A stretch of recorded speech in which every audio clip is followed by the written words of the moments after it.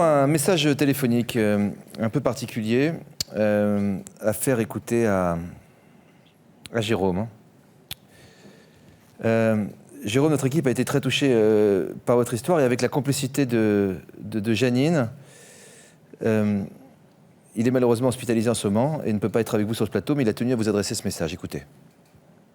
Bonsoir Jérôme. Sache que j'ai bien reçu ta lettre. Je voudrais te dire que ton homosexualité, pour moi, ce n'est pas un souci. En ce qui me concerne, il n'y a rien de changé.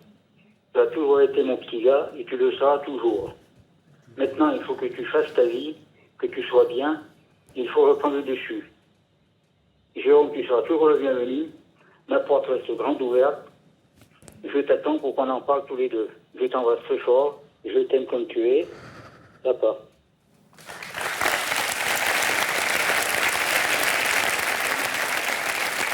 Faut nous expliquer là. Non, là, faut nous expliquer. Vous ne vivez plus avec avec le papa, d'accord. Ça fait combien de temps que vous avez dit à votre maman que vous êtes homosexuel? 2 ans et demi. 2 ans et demi. Elle a bien réagi après les 15 jours d'INIA. Votre père, il le sait depuis combien de temps? Un an. Ça fait 1 an que j'attends ça. Vous lui avez dit il y a 1 an, vous-même, vous lui avez dit? Je lui ai écrit une lettre puisque j'avais toujours peur de son regard. J'ai toujours eu peur, en fait, de ce qu'il pouvait penser de moi. De son jugement. De son jugement, voilà, tout à fait.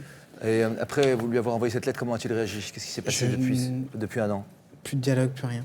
Mais plus de dialogue, plus rien, c'est-à-dire? C'est-à-dire que pendant 6 mois, on s'échangeait un SMS de temps en temps.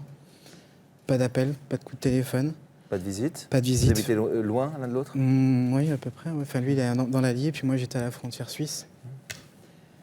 Et le téléphone, c'est possible. Le téléphone est possible. Donc vous ne saviez. Dans ces SMS, c'était quoi? C'était anodin C'était coucou, ça va, simplement. D'accord, pas de réaction particulière. Vous êtes sûr qu'il avait reçu cette lettre? Oui, parce que j'ai mon oncle déjà qui m'a dit qu'effectivement, il avait reçu la lettre et qu'il lui avait demandé comment il devait réagir vis-à-vis de ça, s'il devait changer, ce qu'il devait faire tout simplement avec moi.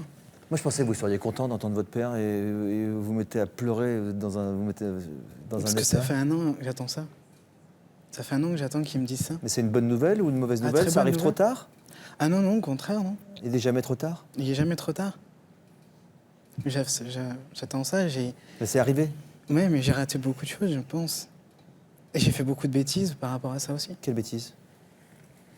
Il y a des choses que j'ai fait que je regrette et... Lesquelles?